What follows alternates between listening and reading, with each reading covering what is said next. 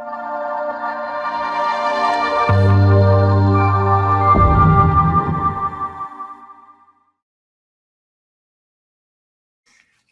let me welcome Matthias Moelleney as my guest in this interview series, which is conversations about leadership. I'm extremely honored to have Matthias in this interview, who, amongst many other achievements, for me, most important recently is that he wrote a book which is called Beyond Leadership, which I've been trying. And so I'm very happy that he accepted this interview.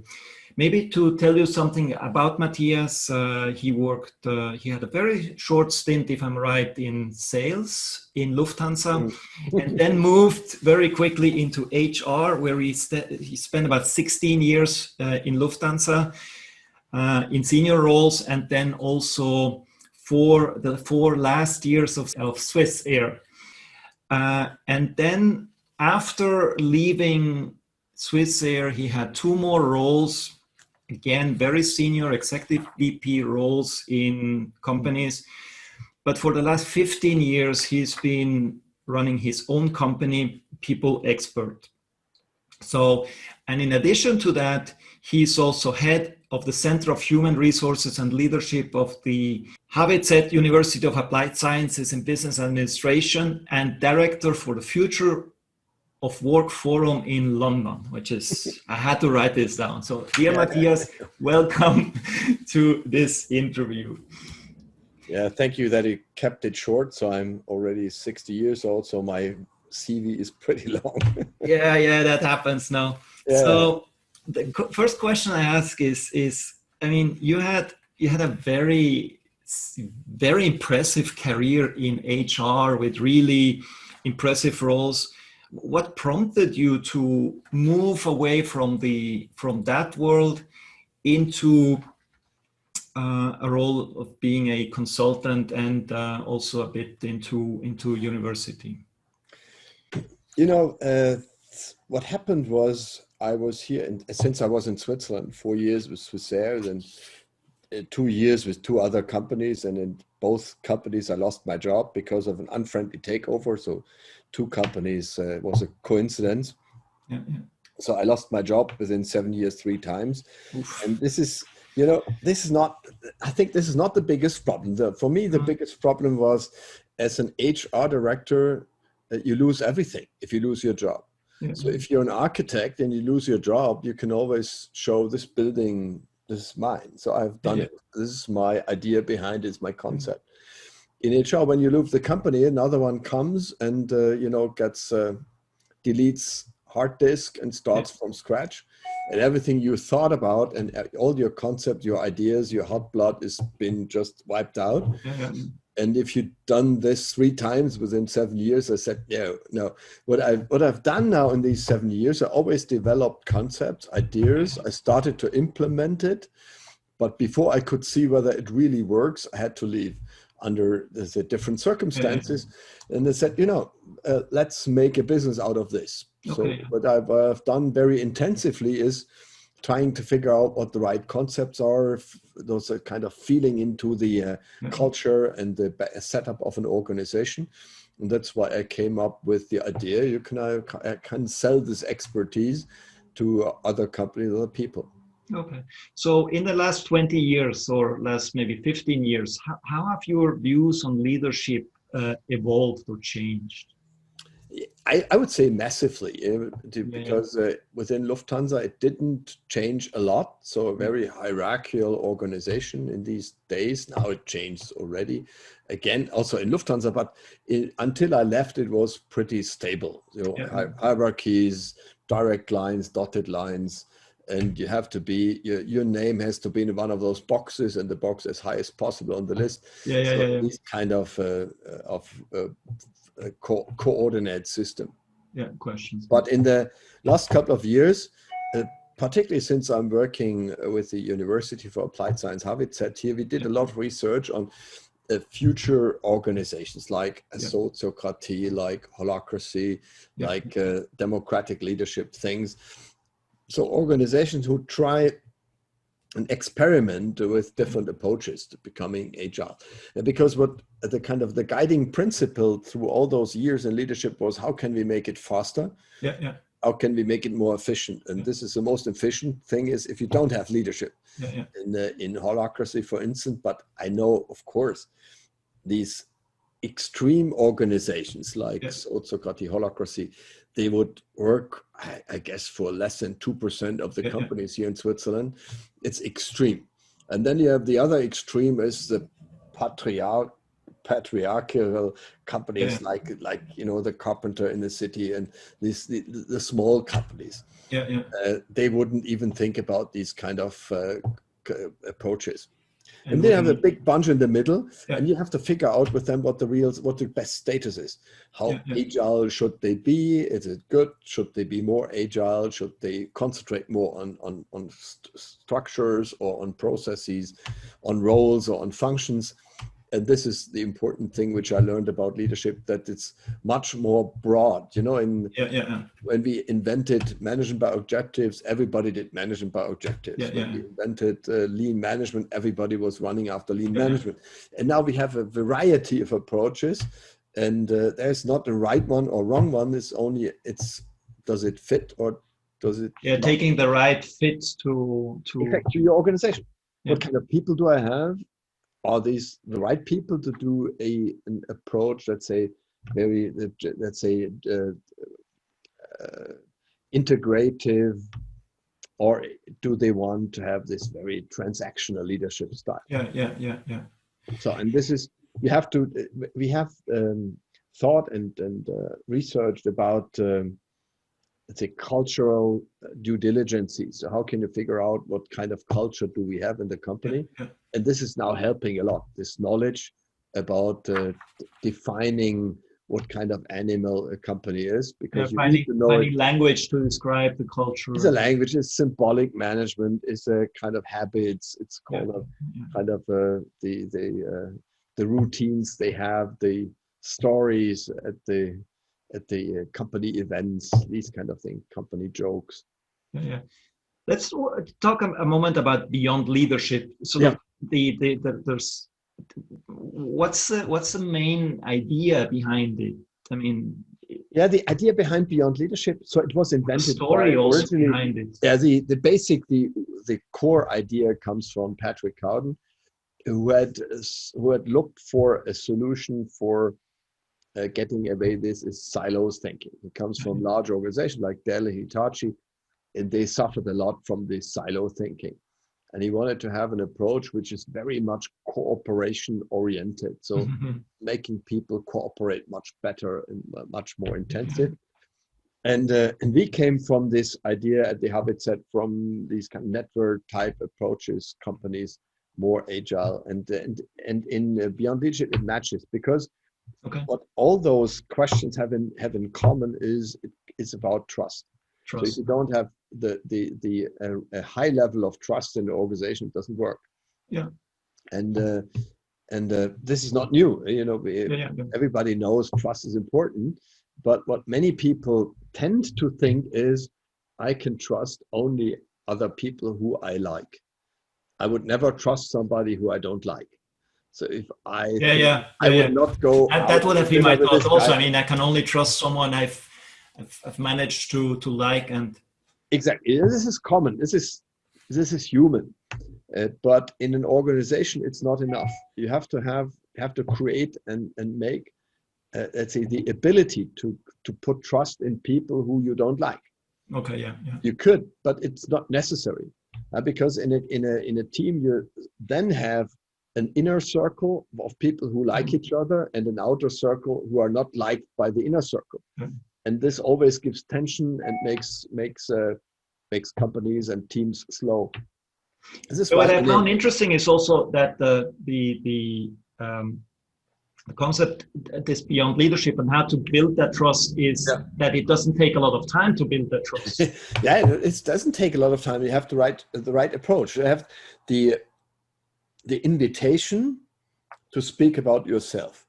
To speak about your values and the real values, not kind of the blah blah things. The real values you have, your priorities, and but with the guarantee that you get appreciated for it. Yeah. So that's a key, that the feedback you get is positive, which is it's only positive. So it comes, let's say, Beyond Leadership is a conglomerate of different ideas from very different concepts like positive, appreciative inquiry, positive psychology, positive leadership, and these kind of things. Yeah. And here's the essence is, if I would like you to talk about your priorities, you must be sure that you get recognized, you get appreciation for it. If the risk is there that I criticize you and say, this is complete bullshit, what you just said, you will never do that. But if you know in advance that you get positive feedback, you will really feel invited to talk about yourself. So that's a rule of the game, that you are invited to share. You're also invited to share maybe a bit deeper than usually people would be spontaneously willing to share, or but then also that they know that the feedback they get can only be positive. Yeah, that's exactly. So the rule is, whatever I say, the deeper I go, as I can go as deep as I want, the feedback is anyhow positive. Yeah. But if I go deeper and I talk more about myself, then the feedback is also deeper. If I like deep feedback, which all of us do, then I have to contribute. It's kind of a game. So if it's a give and take. It's a give and take. And and I know people who stay on a very high level they don't go deep, but they appreciate it anyhow. They like it. They like That's it why anyway. it's not a prerequisite that you have to go very deep. You can stay at the top and it still works. Yeah. But the name would almost suggest Beyond Leadership that you don't need the leader anymore. So yeah, that's a good question. We have talked about it with Patrick. He's the founder of the name Beyond Leadership, and we discussed it once in a Beyond Leadership setup. What is actually Beyond Leadership? And we said maybe it's a question. Beyond Leadership ? Okay. Yeah. And the answer could be friendship. Okay. Yeah. So what's beyond leadership? It's friendship. And what you also said when we talked before this interview is that it's also a notion of leadership, that the leader is leader as a service. So that this notion is also in there, that there is like two notions, that leadership, or beyond traditional leadership, you could almost, so it's turning a bit certain paradigms of leadership around. Yeah. And putting more emphasis on the trust within the team, and that the leader may also be the one who actually initiates a process like that. I could imagine, no? This is true. So if I have a leader who says, I don't take part in this exercise because I'm the leader. This is critical. Yeah, it's problematic. I can imagine. Otherwise, I take part, but I want a special role.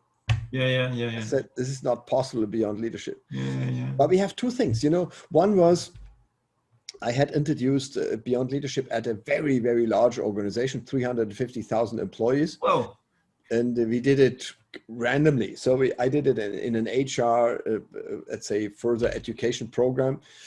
And then they spread it all over the company, did it here and there, blah, blah, blah. And but I lost track of it. And a couple of weeks later, I got a phone call from the secretary of the new CEO. And she told me, we got a new CEO. He used to be CFO before.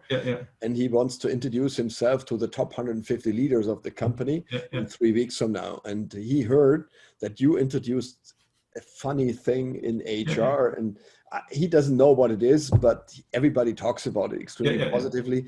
Could you do this at his inauguration event? I said, sure, I could. And then he came to me and I said to him, unfortunately, I can't come to Berlin, where the company is located, earlier to introduce it to you, to explain it. I have no time to do that. Scary. And he said, I don't care. Come to Berlin. We have all the managers here. And I have full trust it will work. I don't know what it is, but I trust it will work because my people told me it's a sensation. Okay. So I met this guy 10 minutes before the show, and he said to me, he introduced himself to me and said, I'm the boss. Here are my 150 most important people. Here is the stage. So go ahead and do it. There's one condition. You have to treat me identical to all the others. Okay. I said, oh, this is very good because there's no alternative. Okay. Glad you said that. Do it. And then now it's in the company, and some parts of the company, they do it and they were successful. Others, they don't like it. They don't do it. And it doesn't matter. Okay. It doesn't matter. So, I know many change and team building concepts, and they only work if you do it for the entire company, and it has to start from the top. Okay. And here's another thing. In another company, a smaller company, 3,000 employees in one location, technical company, engineering company, and they, in a management seminar, a group of 15 middle managers figured out they are not willing to stand any longer this system of silo thinking and fighting against each other. And said, we don't do this bullshit any longer. We rather cooperate. And in order to show that they are willing and to cooperate, they decided to wear green bracelets. Okay. So Lance Armstrong had the white ones, I think AIDS Foundation, whatever that was, and they elected green ones to show everybody with the green bracelet, I don't do these bullshit games any longer. I cooperate. And the CEO was aware of that, but he wasn't a fan of it, but he also didn't forbid it. And then they learned, coincidentally, they learned me and Beyond Leadership, and then we had 2 sessions to introduce and say, this is exactly what we need for the entire company. We started to do it, and then the CEO said, I want to know more about it. We have a all management meeting, 150 leaders, and you're invited to show it to everybody. So the group of the 15 and me as a moderator, we started. And after we did the connect, so the core part of the exercise, the CEO came on stage next to me and said, stop. I said, oh shit, now he kills it. But he said, you can continue in a second. But before that, I would like to apply in front of all of you for a green bracelet. I would like to wear one too. I guess that was a scary moment for you, no? For me, it was scary. Of course, I was scared to death. He kills it. And then, this is how the model works. This is fascinating. It's something which you don't need to put at the top first. It also goes with the middle. It works also if you only have parts of the organization. Exactly. So maybe a final question, just looking at time. Final question. I mean, this all sounds very touchy-feely. I mean, how would you... Isn't that asking too much of the average executive to embrace or to engage in something like this? I wouldn't introduce it as a 0 to 100 in one meeting. So we can do it stepwise until people get acquainted to it. And here's another funny example. We did it in a large administration of the canton of Zurich, 350 employees. And they were really fan of it. They really worked on it. But they had one guy in the executive team. They have a Geschäftsleitung, an executive team of 6. And one of the 6 didn't like it. I said, I don't talk about personal things. I don't know. He was in the team since 15 years. And his fellow colleagues in the executive team didn't know whether he had a family or not. Nobody knew anything about private things from this guy, because he was, for him, it was important. It was. And then they decided, okay, we do Beyond Leadership and we leave him out. We don't force him to do it. Once he wants to join, he can. If not, he's outside. But we do it. And 3 months later, after several rounds of exercise, which I was not part of, I got a call from the director, and he said, a miracle happened this morning. We had our 9 o'clock meeting, and we start with a typical Beyond Leadership check-in, connect. So how am I doing? And it was him. Then he said, I had a wonderful weekend together with my family in London, and we spent time in the museum, and everyone was looking, hey, what's going on? And he recognized, the faces, and said, oh, I think I have never talked about this with you before. Said, yes, that's true. But then the meeting went on without any discussion about it. So that is what happened to you, nothing. It just kept it and said, thank you very much. It's good. And then the miracle happened. After the meeting, they typically, every time they go back to their offices and close the doors. That was the typical habit. So management sits behind closed doors. You have to knock at the door, come in. After this meeting, everybody went into his office and all the doors kept open. Oh, wow. Now Without talking about it. It was just natural. Now we are a team. We can leave the doors open. Yeah, we don't need to protect each other. Exactly. And the director said, you know, our performance has increased dramatically since that day. Because now we are really willing to cooperate, we're eager to cooperate, and this is important. Very good. I think that's a nice closing statement. So that also for very traditional companies to try elements of it. Yeah, just try some elements of it, and don't try to do it immediately, everything. So, Matthias, thank you very much for this interview. It was a real pleasure talking to you. And I wish you a lot of success continuing to promote. And I hope that this channel and sharing this video will help also promote these ideas. Okay, thank you very much. Thank you very much and take care. Have a good day. Bye.